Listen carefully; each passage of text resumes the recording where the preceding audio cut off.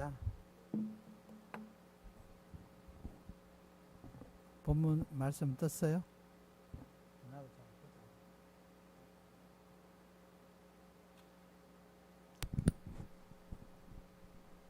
우리 같이 한번 읽을까요?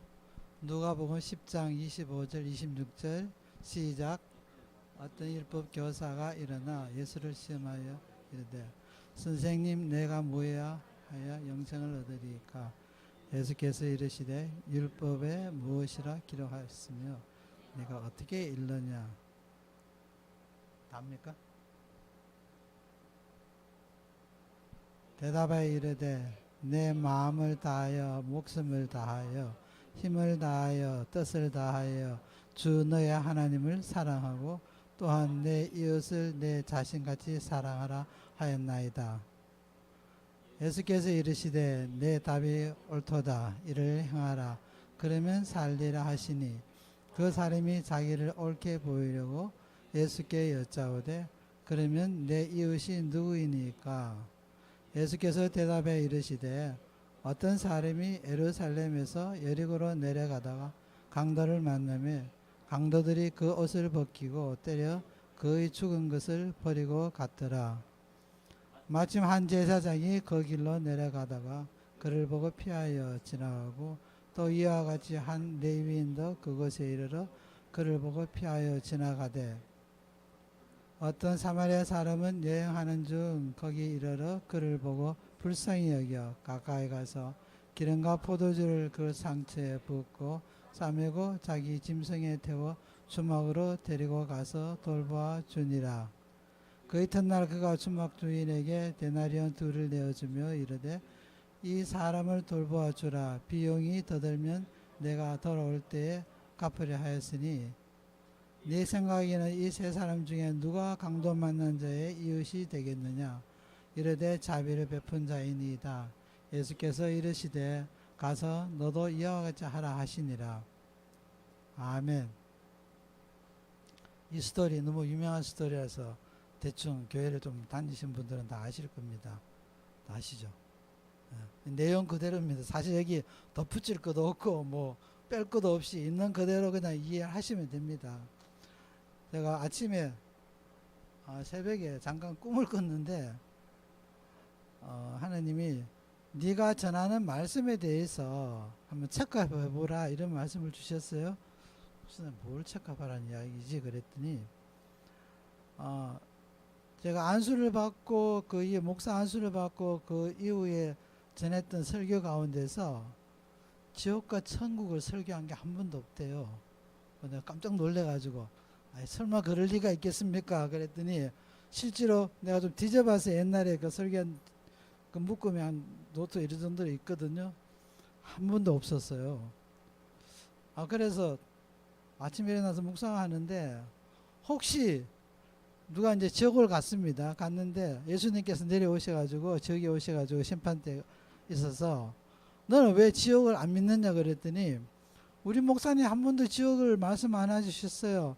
사역 40년도 한 번도 안 했기 때문에 자기는 지옥이 그냥 뭐 과장법 정도로 생각했지 실제로 있는지 몰랐어요. 근데 누가 책임져야 됩니까? 여러분 한번 물어볼게요. 그럴 경우에는 그 사람이 지옥을 갔다가 이제 우리가 가정을 했을 때 그래서 못 빠져나왔다 그랬을 때는 누구한테 책임을 물어야 돼요?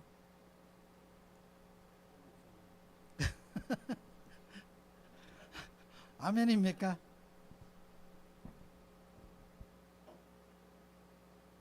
에스겔서 보면은 그 핏값을 그렇게 찾는다 그랬어요.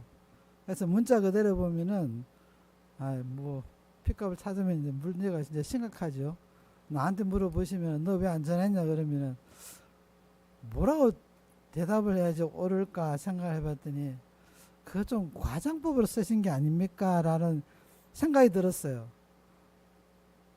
근데 우리가 이제 성경에 나오는 이 과장법이라는 게 어디서 출발했냐면은 18세기 후반부터 이 자유주의 신학이 이거 유럽의 그 당시에 그 바람이 불었던 계몽주의하고 결합을 해서 성경을 이성적으로 합리적으로 과학적으로 해석하기 시작했습니다.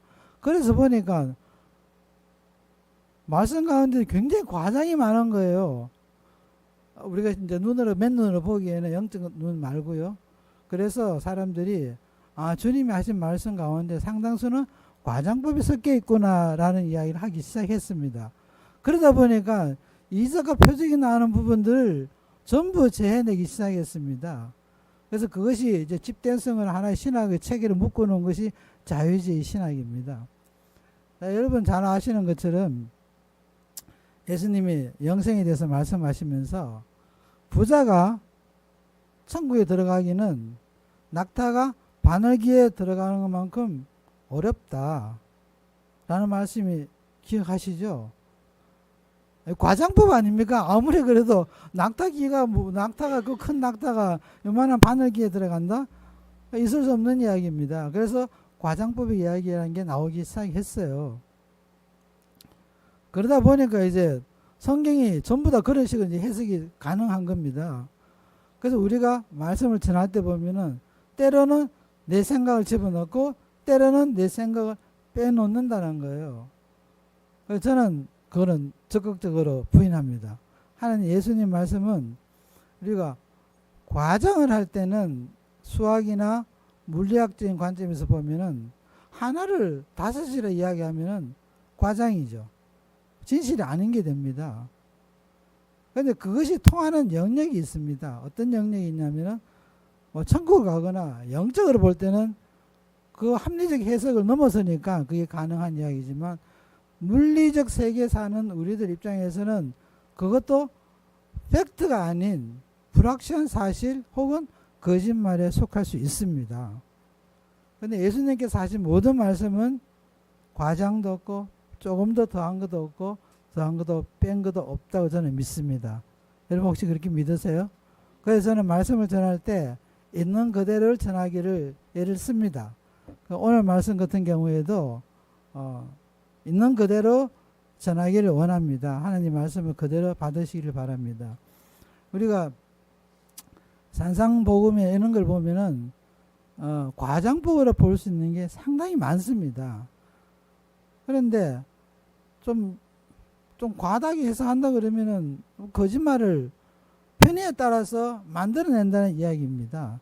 그래서 오늘 본문 말씀도 이게 뭔가 만드는 이야기인지 아니면 사실이 있었는 이야기인지 뭐 1세기경에 있었던 이야기니까 뭐 확실히 알 수가 없어요. 그런데 이제 해석을 잘 안 되다 보니까 이렇게 좋은 말씀을 어떤 진리를 전하기 위해서 좀 보태기도 하고 좀 과장도 하고 그래서 전하는 것이 아닌가라는 생각을 합니다. 그래서 이 과장법이 생기기 시작했어요. 그래서 그것들이 성경 전반에 걸쳐 가지고 묶어내는 것들이 자유주의 신학의 그 원류가 됩니다. 그래서 그들은 천국과 지옥도 믿지를 않아요. 자, 우리 천국과 지옥에 대한 유명한 이야기 있죠. 어떤 부자가 살았고 그 집 앞에 살았던 그 나사로 같이 죽었는데 하나는 천국을 가고 하나는 지옥을 갔습니다. 그 분량이 꽤 길어요. 근데 그것을 과장으로 보면은 그 이야기는 그럼 지옥이 있을 수도 있으니까 좀 걱정하라는 이야기인가? 너네들 라이프 좀 체인지해라. 뭐 그 정도로 이야기 나오지. 그게 실제적인 사실로서 이해하기는 천국을 안 가봤으니까 그 지옥에 혹시 가본 사람이 있었어요? 없잖아. 그러니까 이게 이제 과장으로 흘러가는 거예요. 하나님 말씀이 있는 그대로가 아니라 거기서부터 조금씩 왜곡되기 시작하고 거기서부터 보태고 빼기가 시작됐습니다. 성경 역사가 우리가 신학 역사라 그러는데 이 신학이라는 게 결국 성경 전체를 어떻게 이해를 하고 그것을 해설한 것이 신학이라는 학문이죠. 그러다 보니까 시대마다 또 뭐 달라지기도 하고 바뀌기도 하고 그런 문제가 생깁니다. 그럼에도 불구하고 하나님 전하는 메시지는 정신을 똑바로 박힌 목사들 통해서 전달이 되겠죠. 저는 그렇게 믿습니다. 혹시 여러분이 우리 오 목사 밤에 꿈을 꿨다는데 헷갈려가지고 헛소리 하시나 라고 생각 안 할 것이라고 믿습니다. 아멘.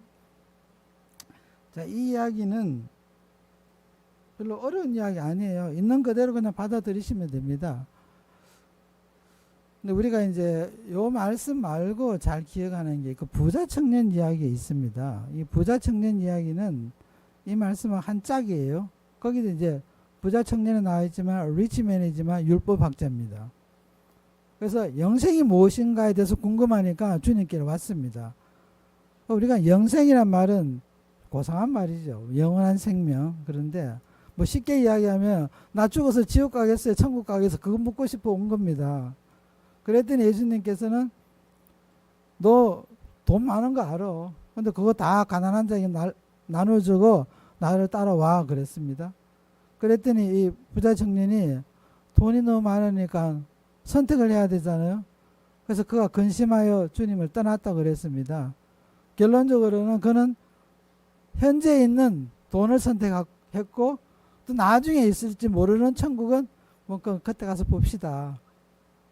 그래서 떠났습니다.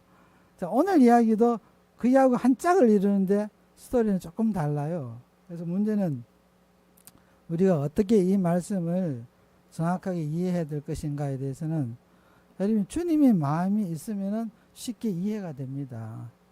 근데 내 마음으로는 뭐 꼭 그럴까라는 자꾸 의심이 들기 시작합니다.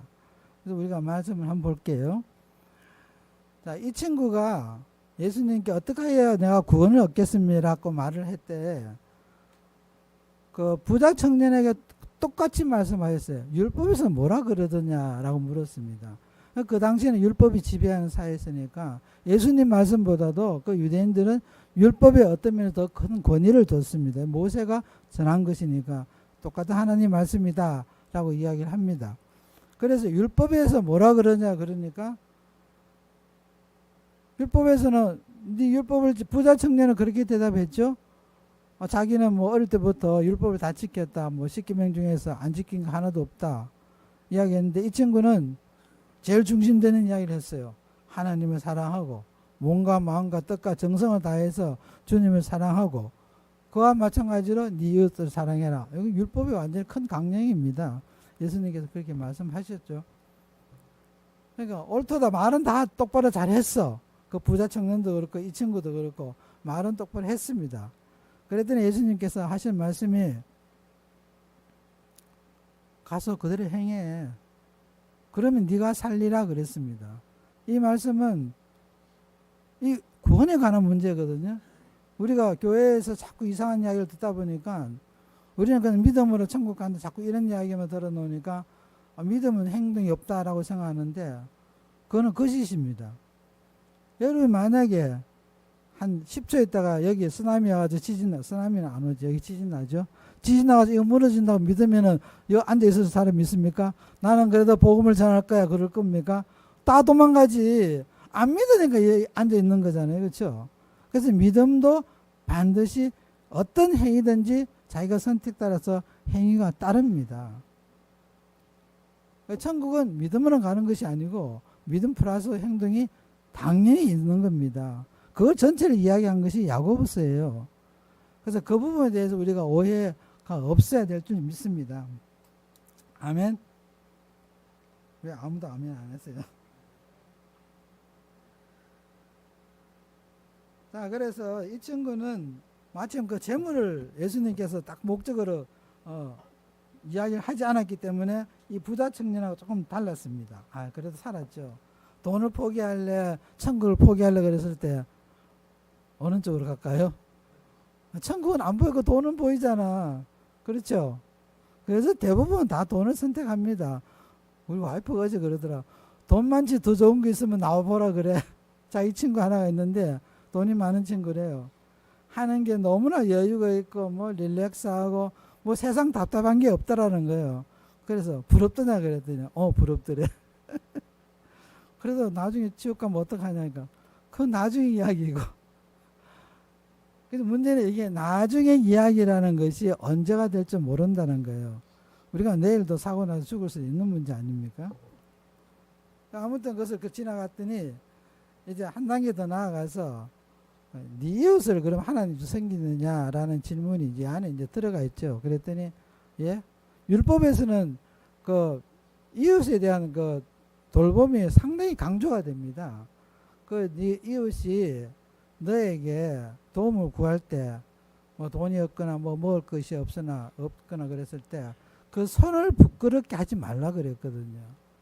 그 필요한 걸 네가 채워주라 그랬어요. 그래서 율법 속에 사는 사람들은 이 모세 율법이 굉장히 강압적으로 작용을 하기 때문에 내 이웃을 그냥 못 본 척 하고 지나가기 어렵습니다. 그래서 율법을 지키는 사람들은 나름대로 다 이웃을 도우기도 하고 뭐 교회 헌금도 많이 내고 율법도 지키고 그렇게 삽니다. 그런데 문제는 네 이웃이 누구냐 하는 문제예요. 그런데 이스라엘 사람들은, 유대인들은 이웃은 자기 동족만 의미합니다. 그러니까 이방인이 누군가가 죽을 만큼 저렇게 터져가지고 저 길가에 너부러져 있을 때 도와줘야 되느냐? 율법에 의해서는 이방인도 안 해도 돼요. I don't care. 내일 아니니까 난 내 갈 길에 갈 거야. 그런데 문제는 이 강도 맞는 사람이 뭐 동족이라는 말도 없고 유대인이라는 말도 없고 말이 없어요. 그리고 이 제사장들하고 이 레위인들은 그냥 갔잖아요. 이 사람들은 성전에서 일하는 사람들이기 때문에 죽은 시체를 만질 수는 없습니다. 물론 예루살렘에서 여리고로 가는 과정이었기 때문에 집으로 이제 돌아가고 일 다 보고 집으로 돌아가는 과정이었어요. 그래서 만질 수도 있었습니다. 그런데도 그들의 마음속에는 이 율법의 의식이 굉장히 강하게 있었기 때문에 시체 못 만지는 게 율법이잖아. 그리고 뭐 저 사람이 뭐 이방인인지 뭐 유대인인지 we don't know. 그래서 갔어요. 그래서 뭐 당연히 이유가 될 만한 이유가 있었습니다. 그래서 예수님이 이제 비유를 들어서 이 사마리아 이야기를 한 겁니다. 그 사마리아 이야기를 하니까 아니 율법학자도 아니 그 제사장도 지나가고 레위인도 지나가고 지금 우리식으로 이야기하는 이 목사들이에요. 그렇죠? 목사나 전도사 격이야. 근데 목사가 나 바쁘니까 그냥 갔어요. 놔두면은 almost 죽을 지경격을 맞았다 그랬으니 다 뺏기고 그냥 놔두면 죽을 수 있는 거죠. 나 지금 급하다 가야 된다. 간 겁니다. 그런데 마침 하나님이 도우셨겠죠. 이 사마리아인이 여행 중에 그 광경을 보고 가서 도와줬습니다. 도와줬는데 그냥 도와준 것도 아니고 그 안전한 모텔까지 가서 하룻밤을 돌봐주고 그 다음날 떠날 때 돈을 더 주고 갔어요. 그 모텔 주인한테. 그리고 혹시나 더 들면 돌아서 내가 다 갚을 거니까 좀 잘 좀 돌봐주세요. 그런 거예요. 근데 그 지형이 예루살렘에서 여리고를 가는 지형이 해발고도 차이가 한 1000m 정도 차이가 납니다. 그러니까 해발을 그 해수면을 기준해서 예루살렘은 한 높이가 750m 정도 되고 여리고는 마이너스 한 250m 정도 돼요. 그러니까 상당히 가파릅니다. 근데 그 지형을 저는 안 가봤지만 뭐 책에서 말하기를 바위돌이 많대요. 그래서 강도가 숨어서 도둑질하고 강도질 하기는 아주 좋은 길이랍니다. 그래서 거기서 괜히 얼쩡대고 있다가는 강도 만나가지고 당하기 십상인 도로였어요. 그래서 그 길에 옛날에는 피의 길이라는 말까지 있었습니다. 하도 사고가 많으니까. 그런 지경에서 남 도와준다고 그걸 까불다가 자기도 충분히 당할 수 있는 그런 상황이었던 거죠. 그럼에도 불구하고 이 사마리아인은 그 일을 했습니다. 그래서 우리가 선한 사마리안, 착한 사마리아인이다 라고 말을 붙였어요. 그랬더니 예수님께서 물어보시면서 누가 네 이웃이냐 그랬을 때 누가 하나님 뜻을 행했냐고 이렇게 물었을 때 사마리아인이잖아요. 왜냐하면 사마리아인이라고 예수님께서 말씀하셨으니까. 그런데 율법사가 사마리아인을 칭찬하기 싫은 거예요. 그래서 뭐라고 그랬습니까? 자비를 베푼 자입니다. 이렇게 말을 했습니다. 그러니까 유대인들이 그 당시의 입장에서는 사마리아인들이 좀 인간 같지가 않는 거예요. 같은 유대인 동족이었지만 나라가 두 쪽이 났잖아요. 나라가 두 쪽이 난 게 이제 솔로몬 다음 때에 나서 북이스라엘하고 남유다로 갈라져 버렸어요. 북이스라엘은 그 BC 722년경인가 뭐 그럴 거예요. 거기 그때 아수리한테 점령당했습니다. 그 나라가 멸망해 버렸어요. 근데 하도 거기는 사람들이 이 유대인들이 약간 독점 기질이 있거든요. 더군다나 이런 어떤 기질도 특별한 기질이 있어. 그러니까 혼혈 정치를 씁니다. 그래서 이방 여자들하고 남자들 섞어가지고 사마리아 쪽에 있는 그러니까 북쪽 이스라엘 쪽에 있는 사람들은 다 혼혈을 시켜버렸어요. 그러니까 남유다에 있는 사람들이 아니 저것들이 말이야 다 이방 여자들이 결혼하고 이거 뭐야 피가 섞인 거예요. 그때부터 이 사람들은 북이스라엘 사람들을 동족으로 취급 안 했어요. 이방인하고 똑같이 취급. 너희들 피가 더러워졌기 때문에 우리 동족으로 취급 못 하겠어. 그때부터는 그 사람들이 1년에 한 번씩 속죄제 같은 데 예배를 하러 올라 그러면 예루살렘 성전에 와야 돼요. 못 오게 막은 거예요. 그러니까 사마리아 사람들이 열받아가지고 야 우리가 예루살렘 못 가면 우리도 그러면 성전 만들자. 그래서 그림신사를 성전을 따로 만들었어요. 그러다 보니까 이제 유대인들 보기에는 이것도 성전도 따로 만들어 성전은 오직 예루살렘 한 곳만 있어야 되는데 지네들끼리 만들어 더 미워진 거예요. 그때부터는 아주 사람 취급도 안 하고 개 취급을 했습니다. 그래서 성경에 개 이야기가 많이 나와요. 우리식으로 하면 개 같은 인간이라는 뜻이에요. 그러니까 얼마나 미워한 걸 아시죠? 그런데 그 사마리아인이 레위인 제사장 다 도망갔는데 와서 그 불쌍한 사람을 돌봐줬단 말이에요. 그러니까 이게 좀 힘들지 않겠어요?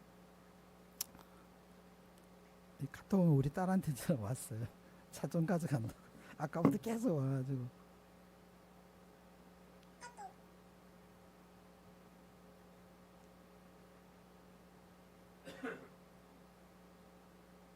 잠깐 대답 좀 하고 여러분이 좀 보세요.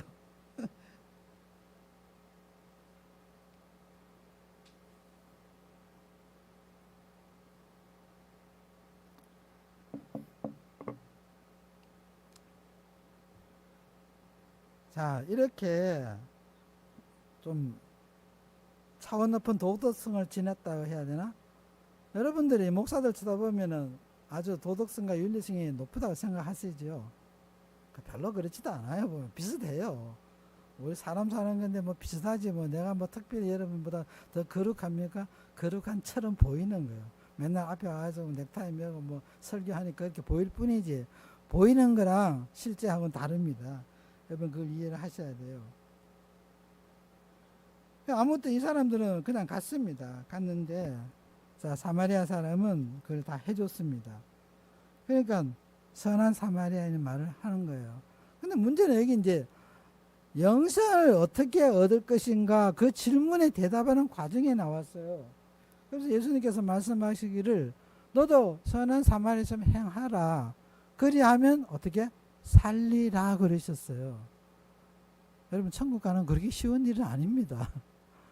자, 자기 할 일 다 집어치워주고 다 집어치우고 우선적으로 이렇게 할 사람들 별로 많지 않을 것 같아요. 왜냐하면 요즘 뭐 다 개인주의 시대잖아요. 나도 바쁘고 나도 밥 먹기 살기 바쁜데 언제 뭐 그 한두 사람 다치는 것도 아니고 그 길에 맨날 왔다 갔다 해야 되는데 그 짓 하고 있냐? 안 합니다. 안 하면은 율법적으로도 이걸 어기는 거죠. 당연히 복음적으로도 이것은 용납이 되지 않습니다. 그러니까 이것도 선택이에요. 내가 내 시간을 써야 되느냐. 그러니까 우리가 어떤 그 성지민 일을 할 때는 자기 희생이 따라요. 저는 여러분 시간 희생해가지고 교회 오는 걸 믿습니다. 왜냐면 집에서 편안하게 그냥 뭐 축구나 보고 뭐 드라마나 보고 있으면 되지. 구태여도 교회 오잖아요. 자기 시간 투자하고 자기 시간 희생하는 거예요. 누구를 위해서? 우리가 주님을 위해서 말하지만 사실은 나를 위해서 하는 거예요. 혹시나 천국이나 지옥이 있으면 어떡할 거예요? 혹시나가 뭐 역시나 될 수도 있어요. 없을 수도 있겠지만 저는 있다고 믿습니다. 혹시 믿으세요? 믿으면은 아멘 하시고 이게 선한 사마리아인처럼 행해야 됩니다. 그렇게 해야 살 수 있다는 거예요. 우리가 열심히 선교 나가고 교회 헌금하는 이유도 다 그런 것 때문에 하는 거죠.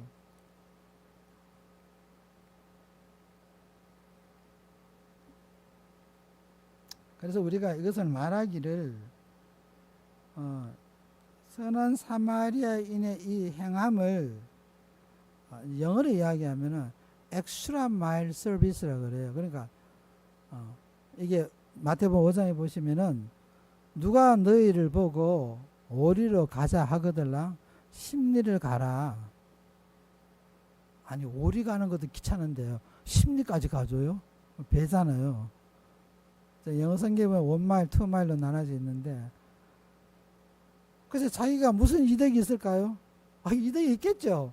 네가 그러면 살리라 그랬으니까 무슨 사는 이득이 있습니다. 당연히 있겠죠. 그래서 예수님께서는 이 말씀하시면서 그냥 그렇게 해. 말씀도 좋고 뭐 좀 고차원적이고 뭐 좋잖아요.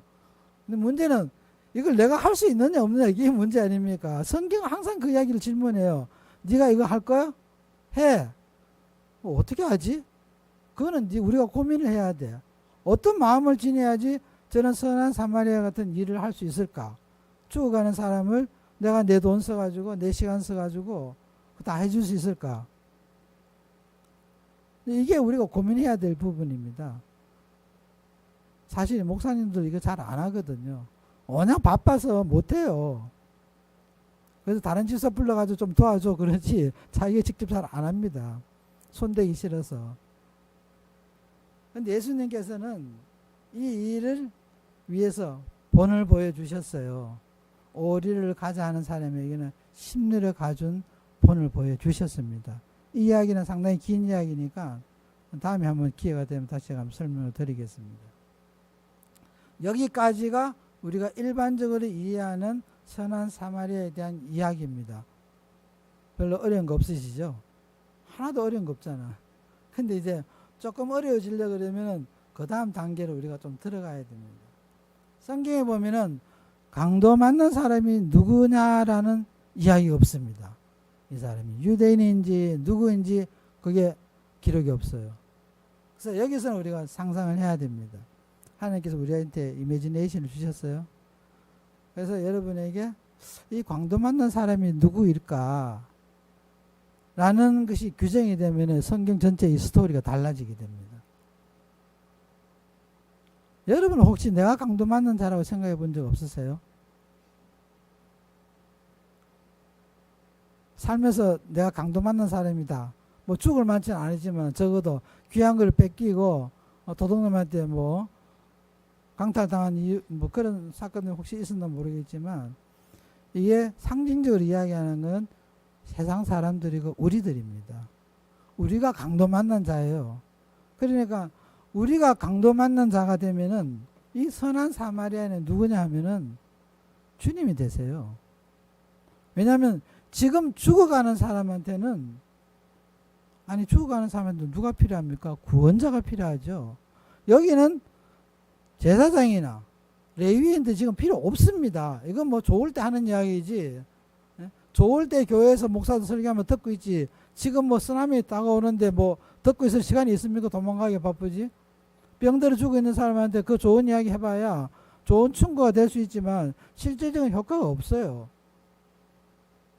급하면은 주님께 데리고 가야 되잖아요. 도저히 뭐 병으로 의사가 치유를 못합니다. 어떡하죠? 주님이 살려주셔야죠. 우리가 데려가야 돼요. 우리가 필요한 것은 주님이에요. 예수님이 필요한 거죠.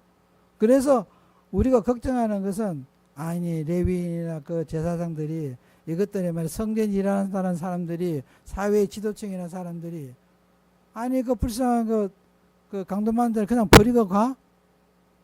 근데 버리고 가야 됩니다. 버리고 가야지 예수님이 오죠. 이 부분 이해가 되십니까? 강도 맞는 자는 우리라는 거예요. 근데 우리가 가지고 있는 귀한 것을 뺏겼어요. 못 뺏겼습니까? 뭘 뺏겼겠어요, 세상 사람들이. 첫 번째는 가치입니다. 어디에서 내 삶의 기준을 주냐 하는 그 가치가 뺏긴 거예요. 나는 여전히 돈을 위해서 살겠어요. 그러면은 그 가치는 여전히 갖고 있습니다. 마귀가 그걸 안 뺏어요. 너 돈을 위해서 살아. 평생을 돈의 노예가 되어 살아. 자꾸 부추깁니다. 돈 많이 벌면 좋잖아. 자기 명예를 위해서 사는 사람들, 자기 자랑을 위해서 사는 사람들, 육신의 정욕, 안목의 정욕 있죠.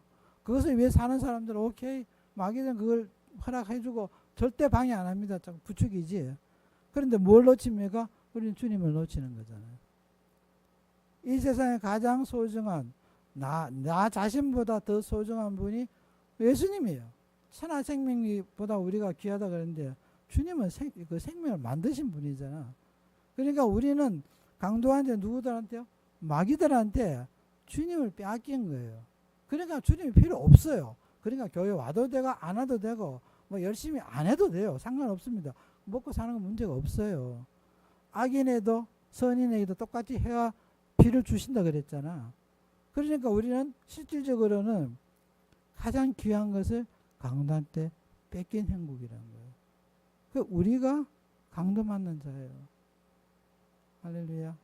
그 우리가 누가 더 필요합니까? 세상에 가장 존귀한, 가장 가치 있는 주님이 필요한 거예요. 예수님은 그걸 지금 이야기해 주시는데 보통 사람들 이해를 잘 못해요. 더군다나 지금 율법사한테 이야기를 해줘도 이 귀가 없기 때문에, 들을 귀가 없기 때문에 못 듣습니다. 여전히 남는 거는, 인간은 그렇잖아요. 항상 자기 위주로 생각이 돌아가게 돼 있어요. 자기 가장 큰 관심사가 중심이에요. 지금 보세요. 말씀을 나누다가 우리 딸내미 카톡 연애가 바로 댓글을 해주잖아. 급하니까. 그러니까 내 관심사가 주님 관심사가 되기 힘들어요. 그런데 성경은 끊임없이 네 관심사보다 내 관심사가 더 중요하다. 내 관심사에 대해서 일을 해라. 그래서 그 대가가 있겠죠. 보장이 되죠. 당연히. 이 땅에 살면서도 축복을 얻을 수도 있고 또 나중에 죽어서도 천국을 갈 수 있는 보장이 됩니다. 그래서 선한 사마리아인 이야기는 가서 그냥 좀 착하게 살아라 이 이야기가 아니라 네가 가장 소중한 걸 뺏겼구나 라는 걸 이야기해 주는 거예요. 그 나중에 예수님을 못 박여 죽였잖아. 누가 죽였습니까? 유대인들이 죽였지만 누가 죽였겠어요? 더구나 그 핵심 지도층이라는 제사장이나 뭐 율법학자나 바리새인들에 의해서 그 수하들에 의해서 십자가에 못 박혀 죽으신 거 아닙니까? 그러니까 내가 가장 소중한 내 생명보다 더 소중한 주님을 십자가에 그냥 못 박아 놓고 그것을 낄낄대고 웃었어요. 조롱했습니다. 그게 세상 사람이고 바로 납니다. 내가 예수 믿기 전까지는 나도 그랬거든요. 예수님이 하나님이시면은 그 십자가에 내려오시지 왜 못 내려오실까? 밑에서 다 그랬잖아. 네가 정녕 그리스도거든. 십자가에 내려와 네부터 먼저 구원해. 그럼 우린 믿을 거야. 예수님이 내려오실 수 없었겠습니까? 십자가에서? 당연히 내려오실 수 있죠. 그렇지만 주님은 안 내려오셨어요.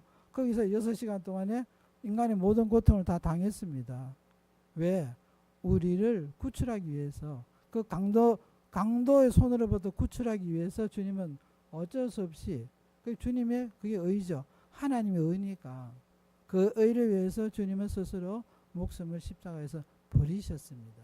그것이, 그 사실을 아는 것이 우리한테는 가장 소중하다는 거예요. 그 선한 사마리아는 다른 사람이 아니고 주님이라는 거예요. 우리 삶 속에 필요한 거. 그래서 우리가 일상에 살면은 내가 뭘 뺏기는지 모릅니다. 내가 뭘 소중을 뺏겼을까? 사실은 성경은 그걸 가르치는 거예요. 네가 뺏긴 것이 뭐냐? 이스라엘 백성들이 처음부터 끝까지 말씀드리는 게 출애굽 때부터 시작해서 모세가 와서 예수님 오시기 전에 그걸 가르쳐 놓은 거예요. 네가 가장 소중한 걸 뺏기고 있다는 거. 그런데 그걸 이제 문자적으로 해석하면은 열심히 사는데 뭘 뺏겼지? 잘 살고 있는데 논도 있고 밭도 있고 다 있는데 새끼도 있는데 새끼 한 뺏겨 보세요. 뺏기면 나는 새끼 하나밖에 없어가지고 뺏기면은 뭐 내 생명보다 더 소중하다 생각이 드는데 난리 나겠죠. 그런데 숨어 있는 진짜를 우리가 빼앗기고 산다는 거예요. 급하면은 안 합니다. 목사들은 다 뭐 주일 열심히 하실 것 같지 안 합니다. 기도도 안 해요. 어떨 때는 집에서 유튜브 보고 뭐 놀고 그러지. 그러면서 우리가 빼앗긴 것들이 나도 모르게 술술술술 빠져나갑니다. 그러니까 하나님 말씀이 안 들리는 거예요. 내가 너무 뺏기는 게 많아. 마귀들한테 너무 뺏기는 게 많아가지고 그래도 명식이 뭐 말씀 전달하면 하나님 말씀도 좀 듣고 뭐 예언도 하고 뭐 이래야 되는데 nothing work. 그 타들 거 하나도 없어. 그 어떤 목사가 한 번에 내가 기도원을 갔는데 서서 기도를 하는데 하도 기도를 잘해가지고 내가 내 기도하는 잊어먹고 듣고 있었어요. 듣고 있었더니 그 양반이 써가지고 자기는 은사를 구한다는 거야. 그래서 무슨 은사 말하면서 끝말이에는 아니 이렇게 졸르는데 왜 안 주시냐고. 그리고 좀 주실 것 같으면 지금 좀 주시면 안 되겠냐고. 그래서 내가 그 기도를 옆에 듣고 있다 웃어가지고, 그것도 나를 위한 거잖아요. 우리가 교회에서 사역자들이 이 은사를 구하는 것도 결국 나를 위한 거야. 아, 주님을 위한다 말은 그렇게 하죠. 근데 주님 구하는 것보다 자기 영광이 먼저입니다. 우리 인간은 어쩔 수 없이 자기 이기주의로 빠지게 돼 있어요. 그래서 깨어 있지 않으면은 언제나 이것들을 빼앗겨요. 안 뺏긴다고 생각하지만 실제로는 빼앗기는 거예요. 내가 하나님 음성을 못 듣고 말씀이 어떻게 되는지 돌아가는지 모르겠다. 이러면 그거 뺏기는 거예요, 이미. 주님은 이 모든 말씀을 우리가 이해할 수 있는 접근 가능한 말씀으로 기록하셨고, 안 되면 성령을 통해서 말씀을 들려주십니다. 그래서 우리가 하나님 말씀을 알게 되는 거예요. 아멘? 아멘이시죠? 예. 그래서 오늘 우리가 빼앗긴 자, 이제 되찾아야죠. 회복을 해야 되죠. 우리가 가장 소중한 주님을 빼앗겨서는 안 된다. 내 시간대에서 유튜브에 마음을 뺏기지 말고 주님께 마음을 빼앗겨야 돼요. 할렐루야. 오늘 좀 결단한 시간이 되기를 바랍니다. 우리 다 같이 일어나셔서 기도하시겠습니다. 할렐루야. 할렐루야. Thank you, Jesus. Thank you, Lord. 우리 마음으로, 입으로 다 같이 고백하겠습니다. 하나님, 우리가 강도 맞은 자가 아닙니까? 우리가 강도 맞은 자인데 우리가 빼앗긴 것이 무엇입니까? 내 삶에 무엇이 소중하고 내 마음에서 지켜야 될 것들이 무엇인지를 다시 한번 알 수 있는 그 귀한 시간을 허락해 주십시오. 우리 다 같이 통성으로 기도할게요. 할렐루야. 주님 감사합니다. Thank you, Jesus. 주님, 우리가 빼앗긴 것들 되찾을 수 있도록 회복할 수 있도록 도와주옵시고, 우리의 삶의 주인이신 주 예수님을 잊어버리지 않도록 하여 주시옵소서. 율법을 아는 것이 아니라 생명을 알게 하여 주옵소서. 우리 삶 구석에서 우리에게 말씀하신 주님을 알게 하시고, 그 말씀을 우리가 듣게 하시고, 그 말씀대로 행할 수 있도록 우리에게 믿음을 허락하여 주시옵시고, 우리 마음에 그리스도의 마음으로서 충만히 채워질 수 있도록 오늘도 간구하고 기도합니다. 이곳에 고개 숙여서 주님께 간구하는 그 심령에 그리스도의 마음이 심어질 수 있도록 도와주옵시고, 선한 사마리아 마음이 심어질 수 있도록 도와주셔서 우리가 이 땅에서 주님의 의를 세우고, 우리 그 세우는 속에서 많은 자들이 구원받고 주님 앞에 나아갈 수 있는 그 위대한 역사를 기대합니다. 그걸 위해서 우리가 기도하겠습니다. 나아가겠습니다. 축복하여 주시옵소서. 우리 주 예수님의 이름으로 기도합니다. 아멘.